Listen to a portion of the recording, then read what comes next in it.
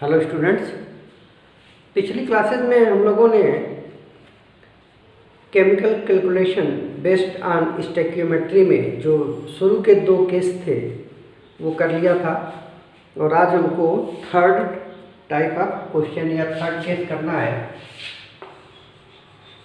Case third, और case third है जब रिएक्शन में एक से ज़्यादा रिएक्टेंट हों और उन एक से ज़्यादा रिएक्टेंट में से कम से कम दो रिएक्टेंट्स के अमाउंट के बारे में आपको क्वेश्चन में इंफॉर्मेशन दी गई हो। तो when more than one reactant is present and information about at least two, information about कम से कम दो, at least two reactant is given। ठीक है, ऐसी रिएक्शन केस थर्ड होगा जिसमें रिएक्टेंट का नंबर एक से ज़्यादा होगा और कम से कम दो रिएक्टेंट के बारे में आपको जानकारी दी गई होगी और ये इंफॉर्मेशन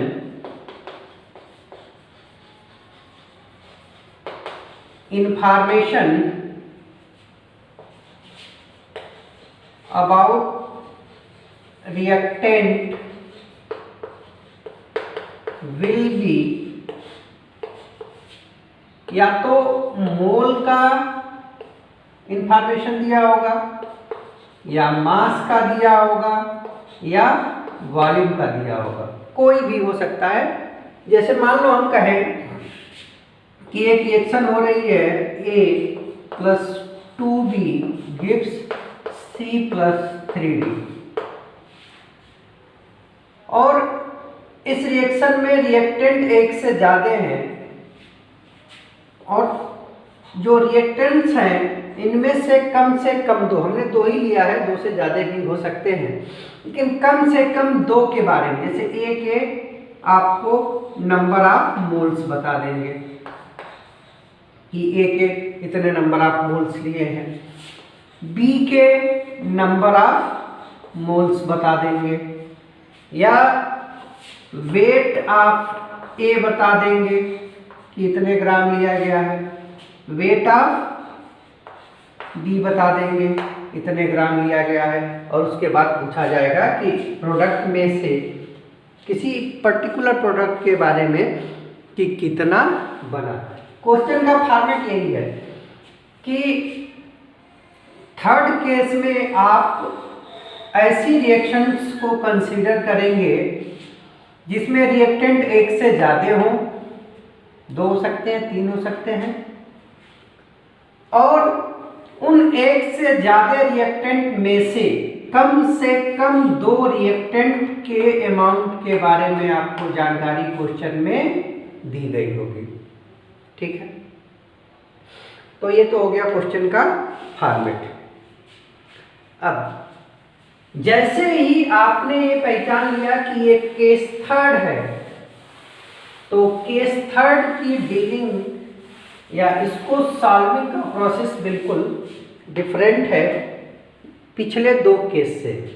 केस थर्ड में अब इतना कंफर्म होने के बाद now it becomes case of limiting reagent. अब ये लिमिटिंग रिएजेंट का केस बन जाएगा।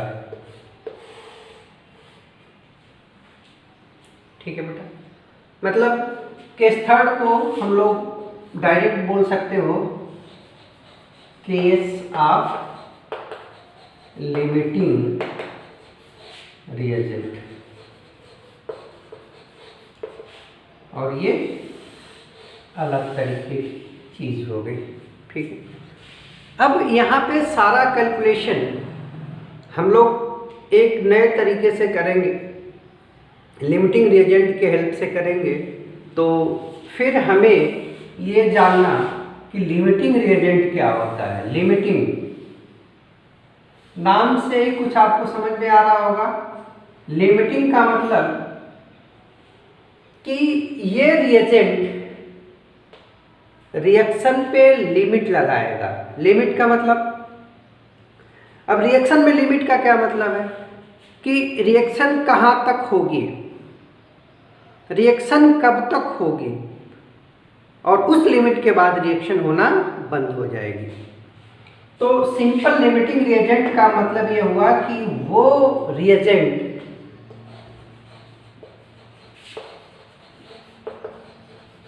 which लिमिट्स, मतलब लिमिट लगा देना, रोक देना, reagent which limits the reaction. अब लिमिट का क्या मतलब हुआ कि वो रिएजेंट जो रिएक्शन की एक लिमिट बताएगी कि इस एक्सटेंट तक, यहाँ तक रिएक्शन होगी और उसके बाद ये रिएक्शन नहीं होगी, उस रिएजेंट को हम बोलेंगे लिमिटिंग रिएजेंट। लिमिट का मतलब ये हुआ कि जैसे कोई रिएक्शन हो रही है A plus B, 2A plus B gives C plus D, और इसमें आपको A का भी रिएक्टेंट अमाउंट दिया है, B का अमाउंट दिया है, तो ये हमेशा 2:1 में खर्च होंगे। अगर इसके 2 होंगे तो इसके 1 होंगे। तो इसमें जो रिएजेंट पहले खर्च हो जाएगा, जो रिएजेंट पहले खर्च हो जाएगा, जैसे मान लो हमने B को पहले कंज्यूम करा दिया, खर्च हो गया, खत्म हो गया, तो जैसे ही B खत्म हो गया तो अब ये रिएक्शन होना बंद हो जाएगी। क्यों? रिएक्शन होने के लिए A और B दोनों चाहिए।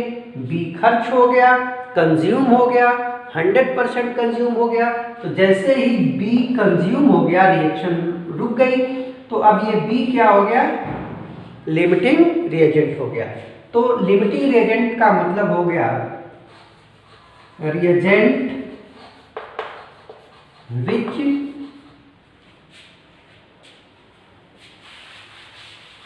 which consume completely first, जो सबसे पहले कंप्लीटली कंज्यूम हो जाएगा वो रिएजेंट कहलाएगा लिमिटिंग रिएजेंट। ठीक, अब अगर ये पहले खर्च हो गया तो रिएक्शन रुक गई, जितना मैक्सिमम प्रोडक्ट बनना था वो बन गया, अब उसके बाद प्रोडक्ट नहीं बनेगा। अच्छा, तो जो दूसरा वाला बचा हुआ है, लिमिटिंग रिएजेंट तो खर्च हो गया, दूसरा रिएजेंट जो बचा हुआ है उसको बोलते हैं एक्सेस रिएजेंट। एक्सेस रिएजेंट जो रिएक्शन कंप्लीट होने के बाद भी बचा हो उसको बोलते हैं एक्सेस रिएजेंट। अब जैसे हम लोग प्रोडक्ट जब बना रहे थे तो 2A plus B gives C plus D, मान लो हम इससे बनाते गए और ये लिमिटिंग रिएजेंट है, तो सपोज करो कि C का इससे 5 मोल बना। हम A के रिस्पेक्ट में बात करें तो ये 7 मोल बन सकता था, लेकिन लिमिटिंग रिएजेंट जैसे ये 5 मोल बना तो लिमिटिंग रिएजेंट तो कंज्यूम हो गया, खत्म हो गया। अब इसका अमाउंट बना है, इसके रिस्पेक्ट में हम अगर देखते, इसको इग्नोर करके A के रिस्पेक्ट में हम देखते कि प्रोडक्ट कितना बना है, तो ये 7 मोल तक बन सकता था, हमने मान लिया। लेकिन लिमिटिंग रिएजेंट के रिस्पेक्ट में देख रहे हैं तो C का मैक्सिमम 5 मोल बन सकता है। ठीक है। एक्सेस रिएजेंट के रिस्पेक्ट में अमाउंट ज्यादा बन रहा है, लिमिटिंग रिएजेंट के रिस्पेक्ट में अमाउंट कम बन रहा है। तो एक्चुअल में क्या बनेगा? एक्चुअल में तो यही बनेगा ना कि भाई रिएक्शन कंप्लीट कराने के लिए ए और बी दोनों चाहिए, बी कंज्यूम हो गया यानी कि इसके बाद अब रिएक्शन नहीं होगी, यानी कि सी का मैक्सिमम कितना बनेगा? 5 बनेगा। तो लिमिटिंग रिएजेंट की एक डेफिनेशन ये भी हो गई कि अगर आप अलग अलग रिएक्टेंट के रिस्पेक्ट में प्रोडक्ट का अमाउंट चेक करते हो तो जिस रिएक्टेंट से मिनिमम प्रोडक्ट बनेगा, जिस रिएक्टेंट से मिनिमम प्रोडक्ट बनेगा वही रिएक्टेंट क्या होगा? लिमिटिंग रिएजेंट होगा। तो अगली बात हो जाती है कि रिएजेंट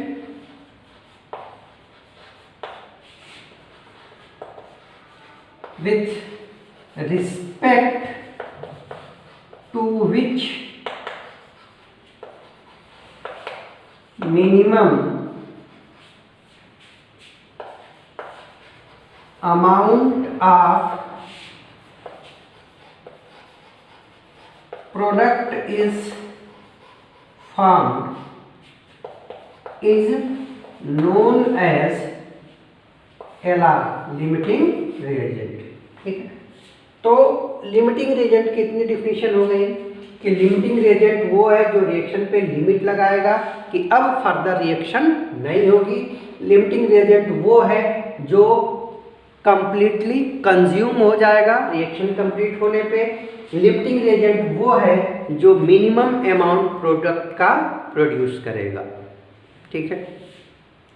अब इस चीज को जरा समझना है हमको, प्रैक्टिकल लाइफ में फील कैसे आएगी कि लिमिटिंग रिएजेंट एक्चुअल में क्या है, ये मिनिमम प्रोडक्ट कैसे देगा। तो हमने आपको बताया था कि कोई भी केमिकल रिएक्शन है, उस केमिकल रिएक्शन के होने का एक सर्टेन रूल है कि रिएक्टेंट किस रेशियो में कंबाइंड करेंगे और प्रोडक्ट किस रेशियो में बनेगा। जैसे हम लोग एक रिएक्शन को बार बार कर रहे हैं, फॉर्मेशन ऑफ अमोनिया। अगर अमोनिया बनानी है तो अमोनिया कैसे बनेगी? हाइड्रोजन और नाइट्रोजन की रिएक्शन से। तो ये बात तो क्लियर है कि हाइड्रोजन और नाइट्रोजन रिएक्ट करेंगे तो अमोनिया बनेगी, लेकिन इसका कुछ सर्टेन रूल भी तो है कि रेंडमली आप चाहे जितना हाइड्रोजन लेके जितनी नाइट्रोजन से रिएक्शन करा दो तो अमोनिया बन जाएगी नहीं। इसका रूल है कि कितनी हाइड्रोजन कितने अमाउंट ऑफ नाइट्रोजन से रिएक्ट करेगी तो कितना अमोनिया का फॉर्मेशन होगा। और ये रूल आता कहाँ से है? ये आता है बैलेंस केमिकल इक्वेशन से। और बैलेंस केमिकल इक्वेशन से जो रिएक्टेंट और प्रोडक्ट के स्टोइकियोमेट्रिक कोफिशिएंट होते हैं, stoichiometric coefficient of reactants and product, ये बताते हैं कि रिएक्शन किस रेशियो में होगी। जैसे ये अनबैलेंस केमिकल इक्वेशन है, हम इसको बैलेंस करेंगे तो यहाँ पे 3 आ गया और यहाँ पे 2 आ गया। जैसे ही आपने बैलेंस किया स्टोइकियोमेट्रिक रेशियो आ गया आपका 3:1:2 और यही स्टोइकियोमेट्रिक रेशियो इस रिएक्शन के होने का रूल है कि 3 मोल्स ऑफ हाइड्रोजन रिएक्ट करेंगे 1 मोल ऑफ नाइट्रोजन से तो 2 मोल्स ऑफ अमोनिया बन जाएगा। या 3 मॉलिक्यूल्स ऑफ हाइड्रोजन जब 1 मॉलिक्यूल ऑफ नाइट्रोजन से रिएक्ट करेंगे तो 2 मॉलिक्यूल ऑफ अमोनिया बन जाएगा। या अगर ये स्पीशीज गैसियस हैं तो बोल सकते हैं कि 3 volume of hydrogen will react with 1 volume of nitrogen then 2 volume of ammonia will produce। मतलब कि अगर हमको इसके 2 मोल बनाने हैं तो इसका 1 मोल चाहिए, इसका 3 मोल चाहिए। इसके 10 मोल बनाने हैं 5 टाइम्स, तो ये भी 5 टाइम्स खर्च होगा और ये भी 5 टाइम्स खर्च होगा। हमको इसके 20 मोल बनाने हैं 10 टाइम्स, तो ये भी 10 टाइम्स खर्च होगा और ये भी 10 टाइम खर्च होगा। तो ये रिएक्शन किस रेशियो में होगी वो हमको बैलेंस केमिकल इक्वेशन में जो रिएक्टेंट और प्रोडक्ट के स्टोइकियोमेट्रिक कोफिशिएंट हैं उससे पता चलेगा। और ये हर रिएक्शन के लिए अलग अलग होता है। जैसे हम बात करें KClO3 का, इसको अगर हीट करते थे तो KCl + O2 बनता था, ठीक है। इसको बैलेंस करें तो यहाँ पे हाफ कर देंगे, तो अब इसका 1 मोल टूटेगा तो इसका भी 1 मोल बनेगा और इसका हाफ मोल बनेगा। तो इस पर्टिकुलर रिएक्शन के लिए रेशियो 1:1 हो गया। तो हर रिएक्शन के होने का अपना एक स्पेसिफिक पैटर्न होता है, रूल होता है, और वो पैटर्न और वो रूल हमको पता चलता है किससे, इस बैलेंस केमिकल इक्वेशन के स्टोइकियोमेट्रिक रेशियो से, ठीक है। अब सपोज करो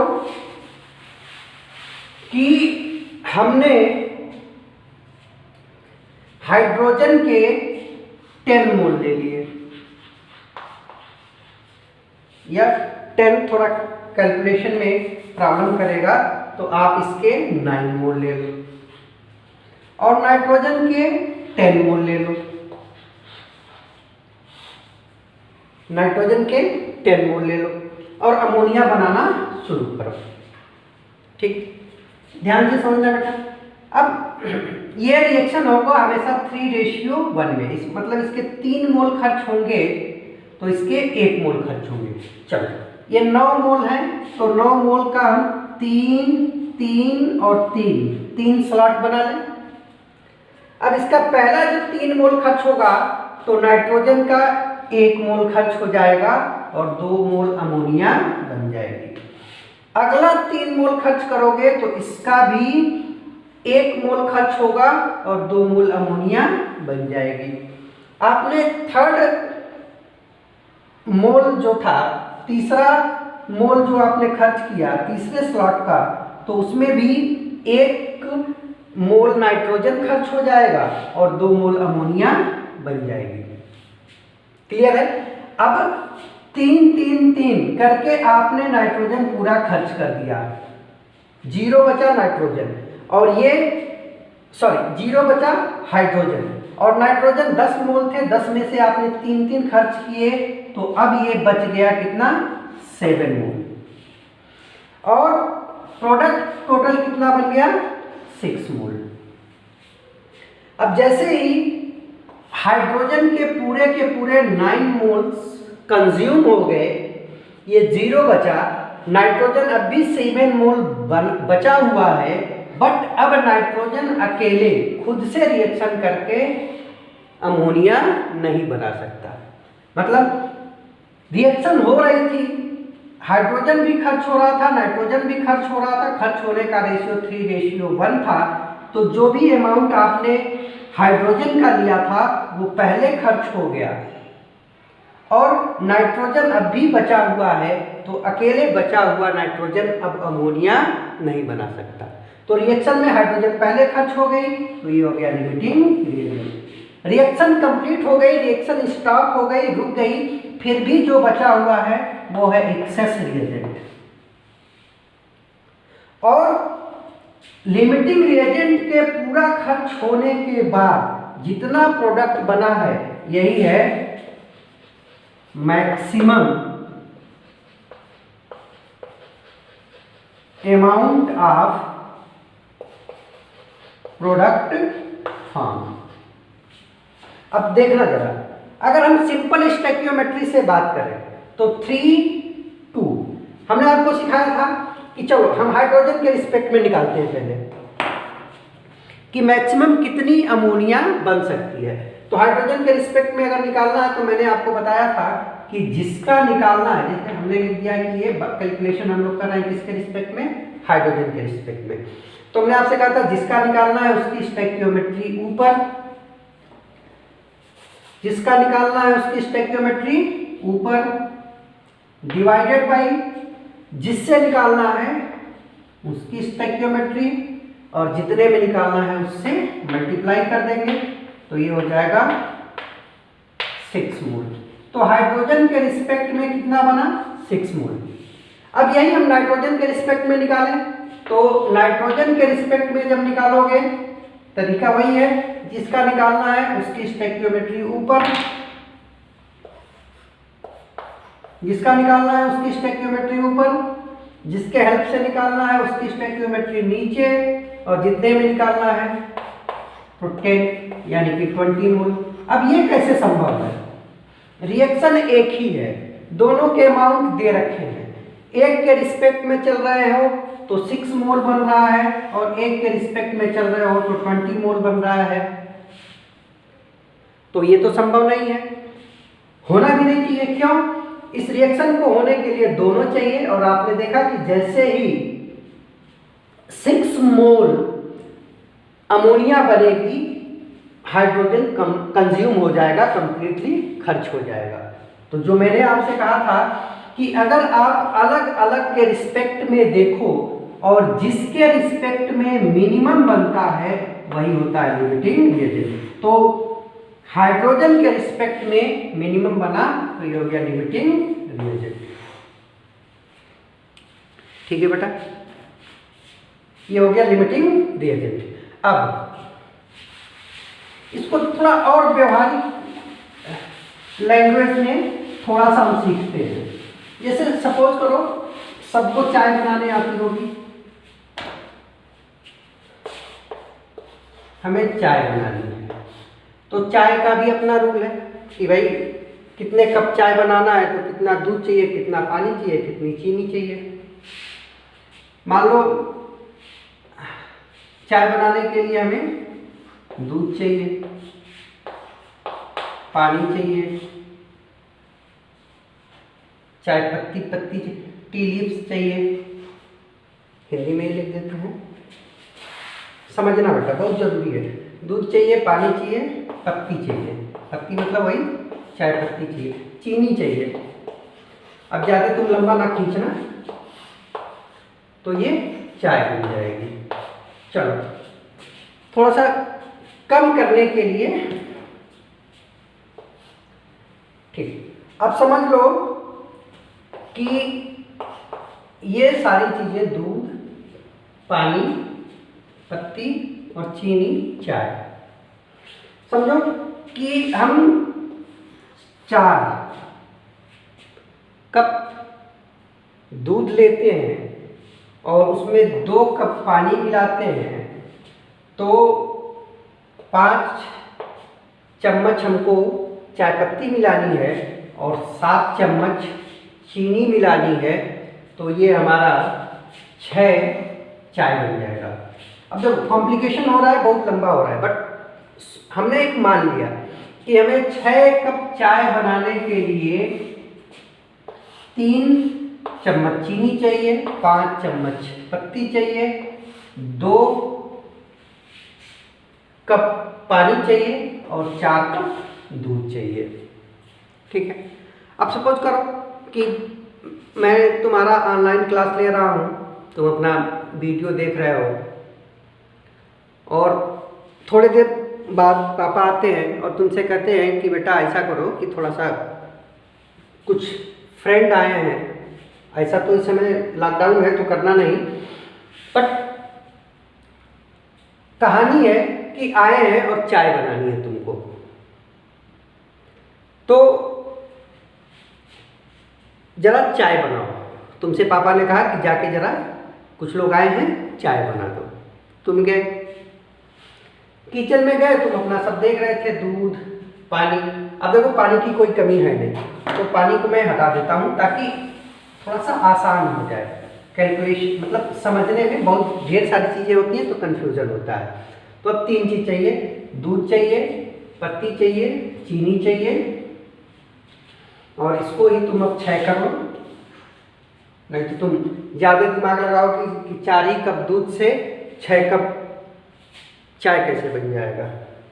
तो 6 कप दूध ले लिया, 5 चम्मच पत्ती और 7 चम्मच चीनी, तो 6 चाय बन गया। अब मान लो ये चाय बनाने का रूल है कि हमें चाय बनानी है 6 कप, तो उसके लिए 6 कप दूध चाहिए, 5 चम्मच पत्ती चाहिए और 7 चम्मच चीनी चाहिए।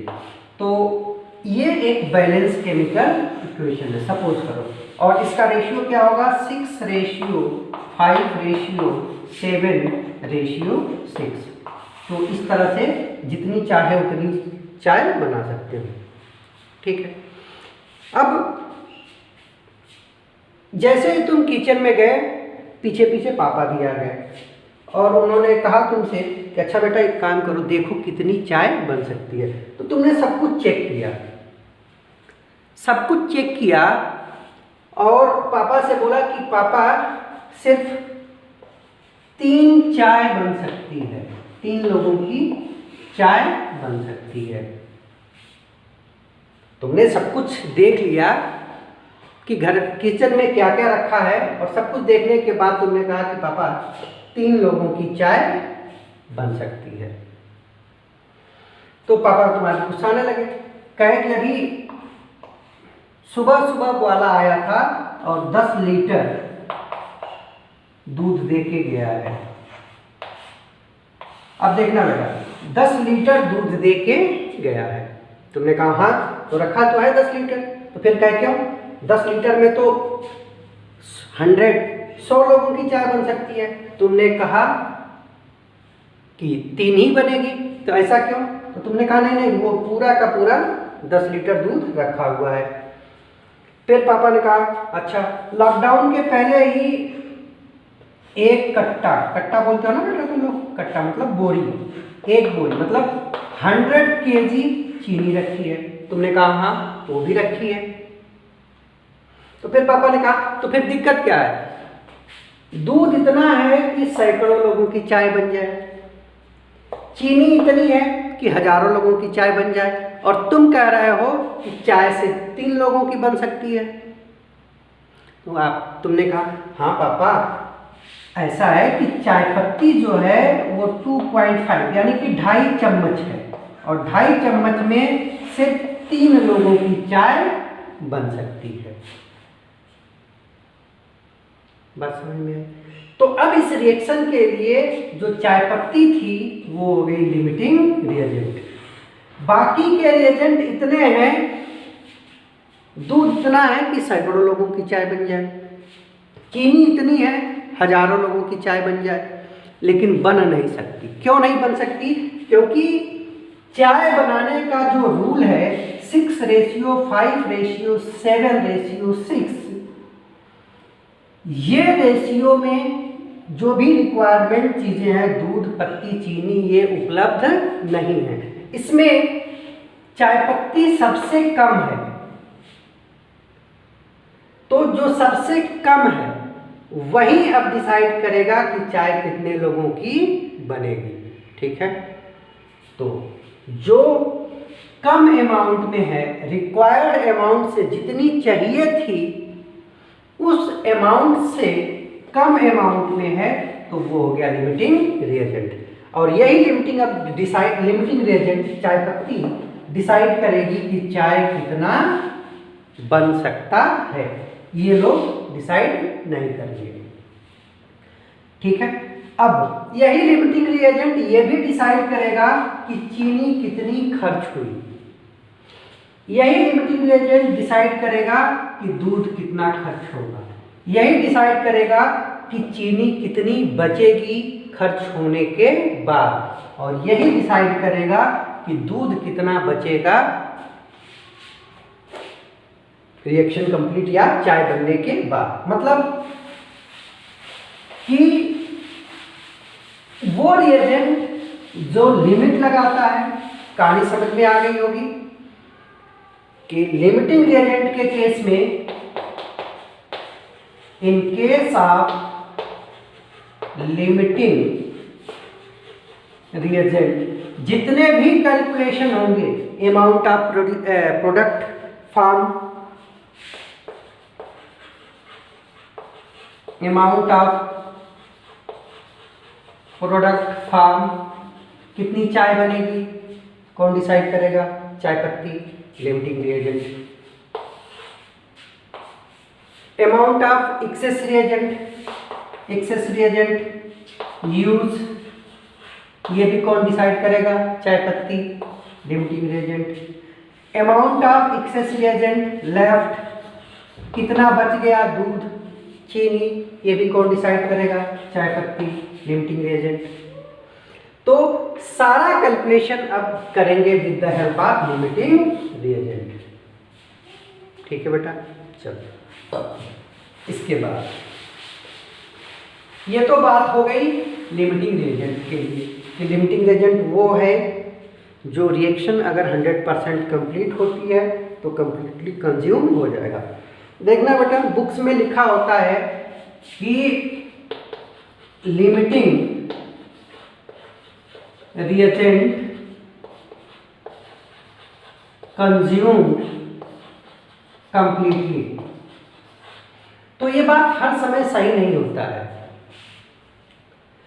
अगर रिएक्शन 100% कंप्लीट हुई तो लिमिटिंग रिएजेंट 100% कंज्यूम हो जाएगा, लेकिन रिएक्शन 100% कंप्लीट नहीं होती है तो लिमिटिंग रिएजेंट भी 100% कंज्यूम नहीं होगा। जैसे अभी इस केस में हमने कहा था कि 3 कप चाय आप बना सकते थे मैक्सिमम, तो अगर पापा कहते कि ठीक है जितना बन सकता है उतना बना दो, तो तुम टोटल 3 कप बना देते।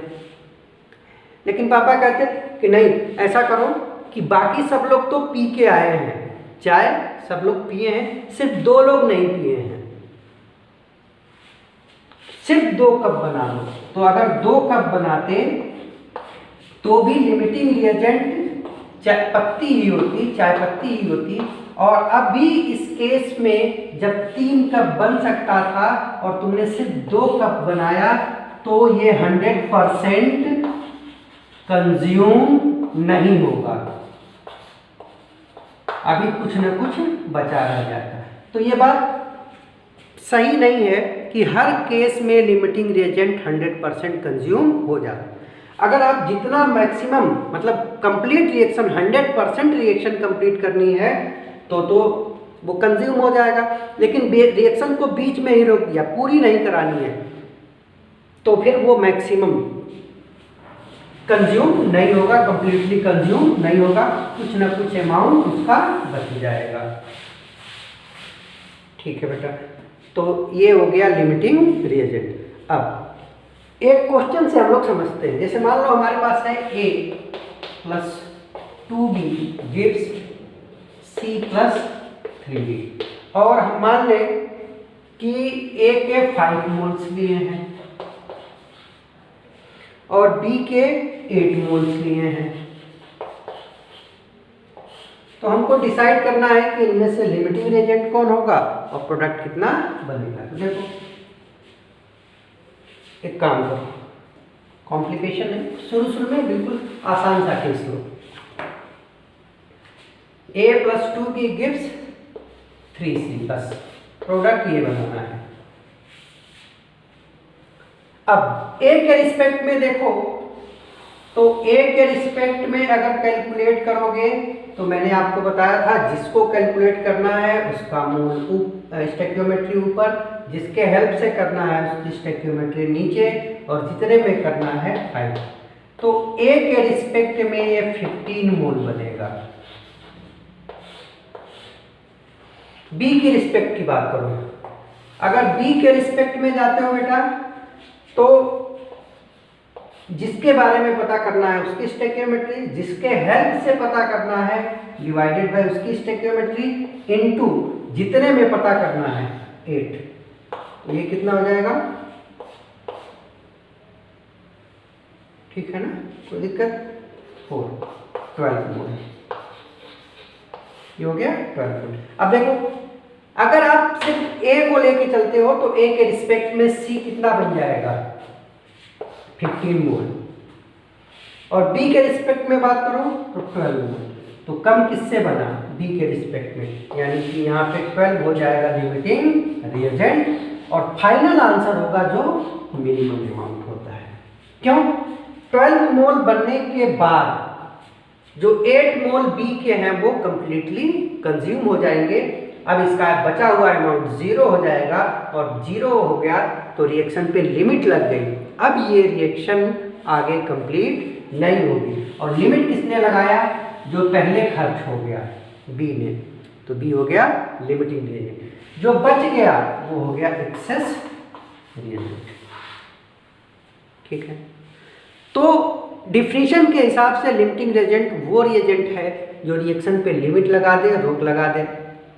वो रिएजेंट जो पहले कंज्यूम हो जाए। वो रिएजेंट जो मिनिमम अमाउंट ऑफ प्रोडक्ट बनाए। ठीक है, तरीका यही है चेक करने का।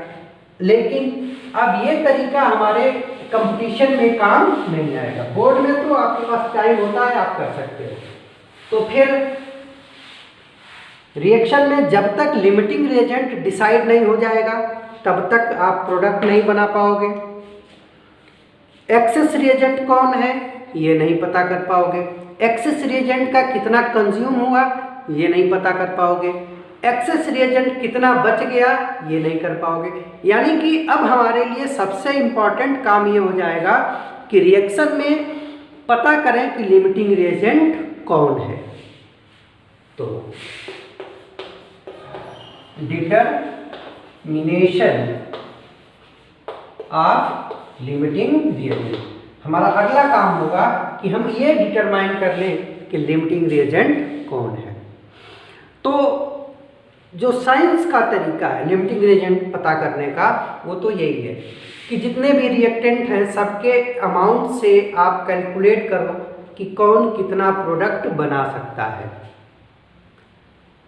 और जिसके केस में मिनिमम अमाउंट ऑफ प्रोडक्ट बनेगा वही होगा लिमिटिंग रिएजेंट, जैसा कि अभी हमने किया था। फिर से कर लो एक बार। 2a + 3b gives 4c। Suppose करो इसके हमने 10 मोल लिए, इसके 8 मोल लिए। कैलकुलेशन आसान करना है तो 8 की जगह तुम 9 मोल ले लो। ठीक, अब दोनों से ए के रिस्पेक्ट में पता करो ये कितना बन सकता है, बी के रिस्पेक्ट में पता करो कितना बन सकता है। ए के रिस्पेक्ट में पता करोगे तो कितना बनेगा, जिसको पता करना है उसकी स्टोइकियोमेट्री, जिससे पता करना है डिवाइडेड बाय उसकी स्टोइकियोमेट्री, जितने में पता करना है वो मल्टीप्लाई, तो कितना हो गया बेटा 20 मोल। ए के रिस्पेक्ट में बना 20 मोल। बी के रिस्पेक्ट में बात करो, जिसका पता करना है उसकी स्टोइकियोमेट्री, जिसके हेल्प से पता करना है उसकी स्टोइकियोमेट्री, जितने में पता करना है 9 12 मोल। तो जिससे कम बना वो हो गया लिमिटिंग रिएजेंट, और लिमिटिंग रिएजेंट से जितना बना यही हो गया प्रोडक्ट, मैक्सिमम अमाउंट जो बन सकता है। लेकिन कंपटीशन में हमारे पास इतना टाइम नहीं होगा, तो फिर वहां पे हम कैसे डिसाइड करेंगे ऑब्जेक्टिव क्वेश्चन में, या हमको क्विक करना है तो कैसे डिसाइड करेंगे। तो देखो इसके लिए आप बैलेंस केमिकल इक्वेशन लिख लोगे। ये ट्रिक बता रहा हूं आपको लिमिटिंग रिएजेंट पता करने का।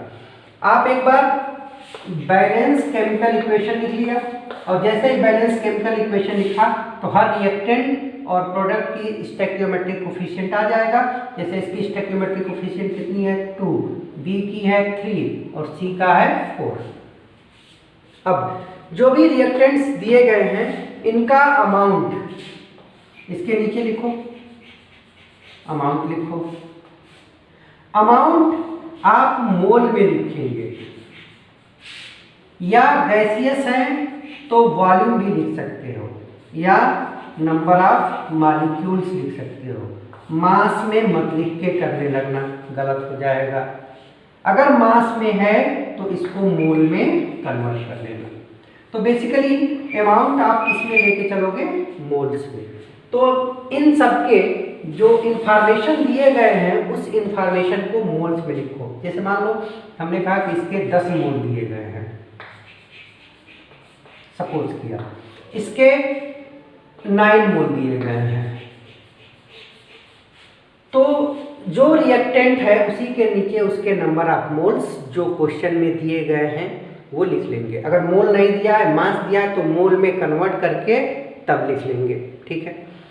अब क्या करेंगे, जो कुछ करेंगे यहाँ मत करना, ध्यान रखना, यहाँ मत करना, नहीं तो गलत हो जाता है। आपको ये अलग करना है। क्या करना है, जिसका अमाउंट, जैसे ए की बात करो, अलग से करना रफ पेज पे। जिसका अमाउंट, ए का अमाउंट डिवाइडेड बाई इसकी स्टोइकियोमेट्री, तो क्या आ गया 5। चलो अब बी के लिए यही चीज कर लो। बी के लिए किया, जिसका अमाउंट, बी का अमाउंट उसी की स्टोइकियोमेट्री से भाग किया 3, तो ये आ गया 3। तो इस तरह से जितने भी होंगे सबके लिए हम उनके नंबर ऑफ मोल्स और स्टोइकियोमेट्री का रेशियो निकाल लेंगे। नंबर ऑफ मोल्स और स्टोइकियोमेट्री का रेशियो निकाल लेंगे। और जिसके लिए नंबर ऑफ मोल्स और स्टोइकियोमेट्री का रेशियो मिनिमम होगा वही होगा लिमिटिंग रिएजेंट। मैं यहाँ क्यों कह रहा हूं, क्योंकि यहाँ करोगे बेटा तो यहाँ तुम लिख दोगे 5 और यहाँ पे तुम लिख दोगे 3 और तुम ये कह दोगे कि ये हो गया लिमिटिंग रिएजेंट। अब अगर ध्यान नहीं दे रहे हो तो तुम कैलकुलेशन 5 और 3 से शुरू कर दोगे, और 5 और 3 से करोगे तो आंसर गलत आएगा। ये काम सिर्फ हम लोग इसलिए कर रहे हैं कि हमको पता चल जाए कि इन दोनों में से लिमिटिंग रिएजेंट कौन है। ठीक है, तो ये हमेशा रफ पे काम करना। जिसका अमाउंट है उसकी स्टोइकियोमेट्री से डिवाइड कर देना, कुछ वैल्यू आएगी। जिसका अमाउंट उसी की स्टोइकियोमेट्री से डिवाइड करना, वैल्यू आएगी। इनको कंपेयर करना, इसमें से जो मिनिमम वैल्यू आ रही होगी, जिसके लिए वैल्यू मिनिमम आ रही होगी वही हो जाएगा लिमिटिंग रिएजेंट। जैसे इस केस में लिमिटिंग रिएजेंट कौन है, बी है, तो ये लिख दिया इसके नीचे लिमिटिंग रिएजेंट। और अब एक बार लिमिटिंग रिएजेंट डिसाइड हो गया तो सारा कुछ कैलकुलेशन कि सी कितना बनेगा अब ये बी ही डिसाइड करेगा। ए कितना खर्च होगा ये भी बी ही डिसाइड करेगा। ए कितना बचेगा ये बी ही डिसाइड करेगा। ठीक है, वो हम कैसे करेंगे अभी देखते हैं। अभी आपको ये सीखना है कि हम क्वेश्चन में लिमिटिंग रिएजेंट कैसे पता करेंगे। तो लिमिटिंग रिएजेंट पता करने का तरीका यही है कि सबसे पहले आप क्या करेंगे, जिस रिएक्टेंट के नंबर ऑफ मोल्स हैं उसी के स्टोइकियोमेट्री से डिवाइड करेंगे। मतलब सारे रिएक्टेंट्स जिनका इंफॉर्मेशन दिया है उसके नंबर ऑफ मोल्स और स्टोइकियोमेट्री का रेशियो निकाल लेंगे, और जिसके केस में रेशियो मिनिमम आएगा वो हो जाएगा लिमिटिंग रिएजेंट। और एक बार लिमिटिंग रिएजेंट डिसाइड हो गया तो इस कैलकुलेशन का अब हमारे लिए कोई इंपॉर्टेंस नहीं है। ये रेशियो सिर्फ इसलिए निकाल रहे हैं कि हमको पता चल जाए कि इन दोनों में से लिमिटिंग रिएजेंट कौन है। जो रिजल्ट आ रहा है 5 और 3, इस 5 और 3 का कैलकुलेशन से कोई रिलेशन नहीं है। सिर्फ हमको ये कैलकुलेशन किया था पता करने के लिए कि इन दोनों में से लिमिटिंग रिएजेंट कौन है। ठीक है बेटा, जैसे मान लो हमने आपसे कहा कि हाइड्रोजन और ऑक्सीजन मिला के वाटर बना रहे हैं, और हाइड्रोजन के हमने लिए हैं 10 ग्राम और ऑक्सीजन के लिए हैं 64 ग्राम। तो हमको बताना है कि वाटर कितना बनेगा। अब देखो एक से ज़्यादा रिएक्टेंट और कम से कम 2 रिएक्टेंट का इंफॉर्मेशन केस हो गया लिमिटिंग रिएजेंट का। और लिमिटिंग रिएजेंट में सारे कैलकुलेशन बिना लिमिटिंग रिएजेंट डिसाइड किए नहीं हो सकते, तो हमारा काम है लिमिटिंग रिएजेंट डिसाइड करना। लिमिटिंग रिएजेंट डिसाइड करने के लिए रिएक्शन को बैलेंस करना पड़ेगा, तभी स्टोइकियोमेट्री आएगी। बैलेंस किया तो ये हो जाएगा 2, ये हो जाएगा 2, ठीक है। अब कैसे डिसाइड करेंगे? जिसका अमाउंट उसी की स्टोइकियोमेट्री से डिवाइड कर देंगे, जिसका अमाउंट उसकी स्टोइकियोमेट्री से डिवाइड कर देंगे। 10 डिवाइडेड बाई 2, 10 डिवाइडेड बाई 1, ये आ गया 5 और ये आ गया 64। नहीं, गलती मत करना। ऐसा जिसने किया तो सारा खेल ही खराब हो गया। मैंने आपसे कहा है कि मास को मोल में कन्वर्ट करने के बाद ये रेशियो निकालते हैं मोल्स और स्टोइकियोमेट्री का, मास का नहीं। तो पहले इसको हम लोग कन्वर्ट करेंगे मोल्स में, 10/2 यानी कि 5, और यहाँ पे हो जाएगा 64/32 यानी कि 2। अब अलग से करेंगे 5/2 और यहाँ पे करेंगे 2/1। 5/2 का मतलब 2/5 और 2/1 का मतलब 2। इसमें 2 क्या है? 2 क्या है? कम आया, तो ये हो गया लिमिटिंग रिएजेंट। एक बार आप लिमिटिंग रिएजेंट डिसाइड कर लिए तो आगे का काम आसान हो गया। डिसाइड कैसे करेंगे? मोल और स्टोइकियोमेट्री का रेशियो निकालेंगे। मोल और जनरली हम लोग जल्दी जल्दी में ग्राम में ही स्टोइकियोमेट्री डिवाइड कर देते हैं, तो वो क्वेश्चन गलत हो जाता है। ध्यान रखना है, लिमिटिंग रिएजेंट डिसाइड करते समय रेशियो हमेशा होगा मोल और स्टोइकियोमेट्री का।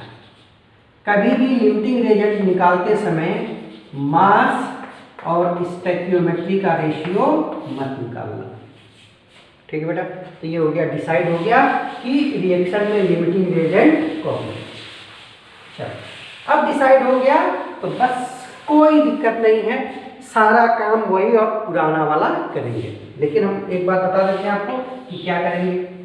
सबसे पहले स्टेप में स्केलेटल रिएक्शन लिख लेंगे।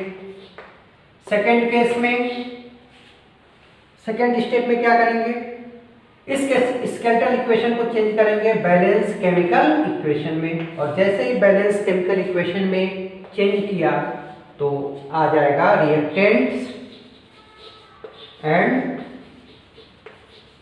प्रोडक्ट का स्टोइकियोमेट्रिक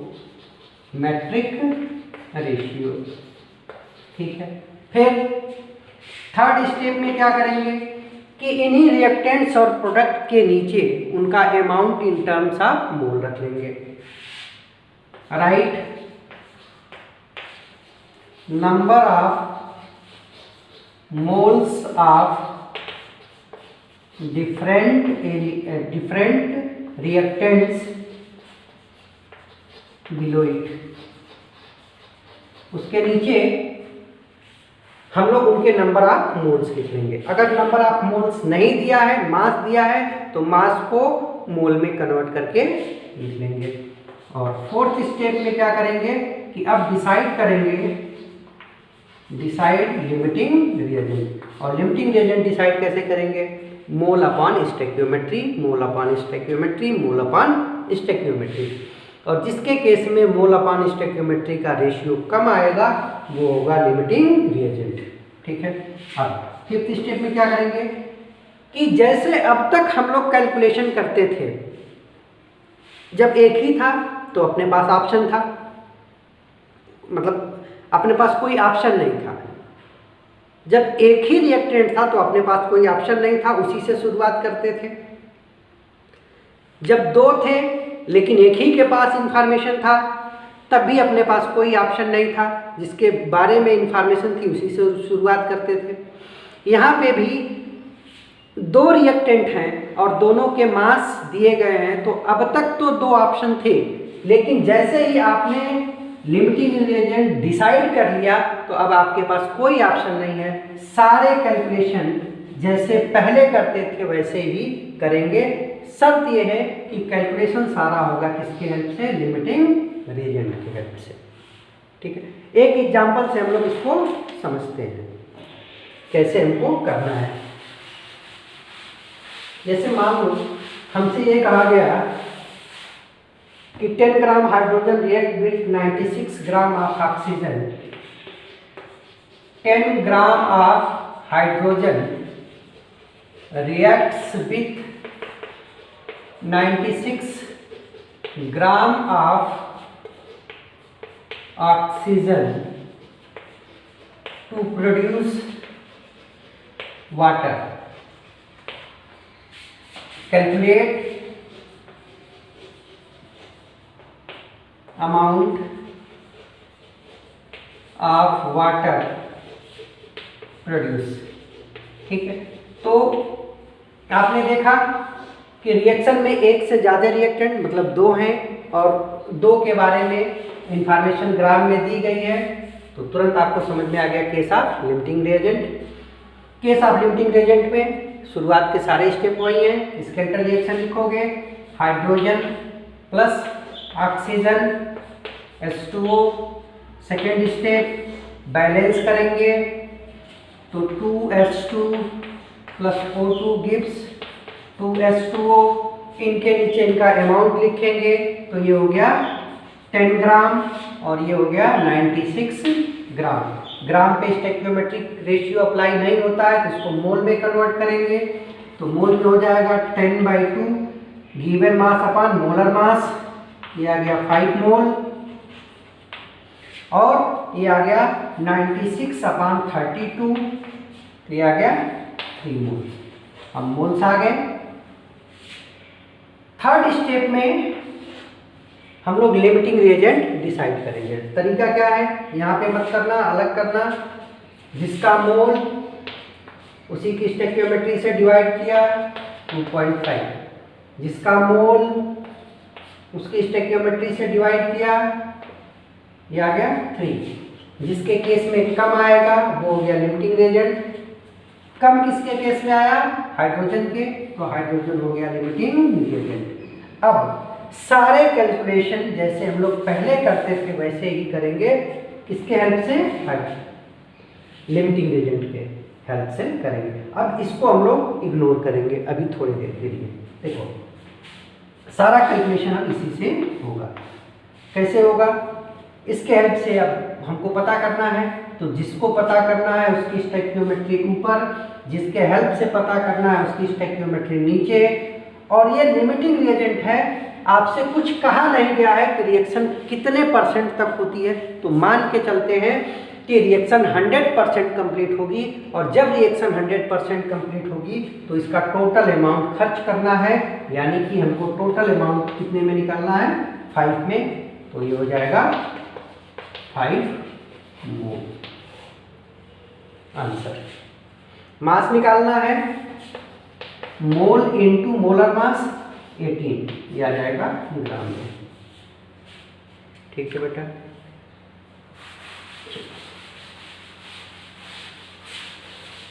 इस केस में बिल्कुल पुराने जैसा ही सब कुछ चलेगा, बस आपके पास जो शुरुआत में लग रहे हैं कि 2 ऑप्शन है, उस ऑप्शन को आपको लिमिट कर देना है, एक ऑप्शन में कन्वर्ट करना है। और वो ऑप्शन कौन सा होगा, लिमिटिंग रिएजेंट वाला। जैसे चलो एक दूसरा क्वेश्चन करते हैं।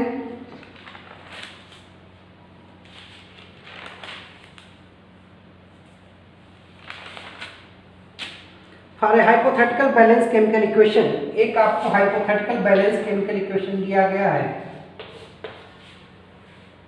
5C प्लस D, और इसमें कहा गया है कि 5 मोल A के हैं और 8 मोल B के हैं।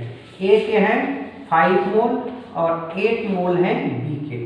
तो आपको बताना है कि ये कितने कितने बनेंगे। देखो ये मोल में है, कोई दिक्कत नहीं, स्टोइकियोमेट्री से डिवाइड करोगे 5/1 5 आ जाएगा।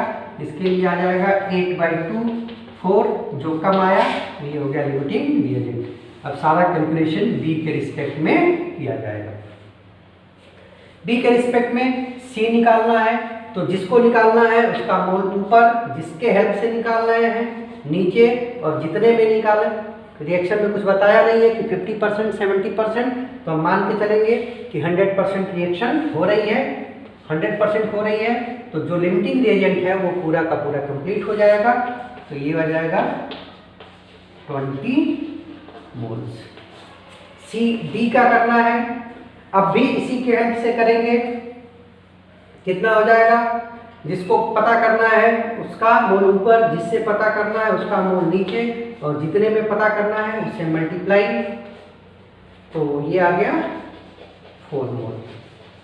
अब ये पता करना है कि ए का कितना बचा और कितना खर्च हुआ।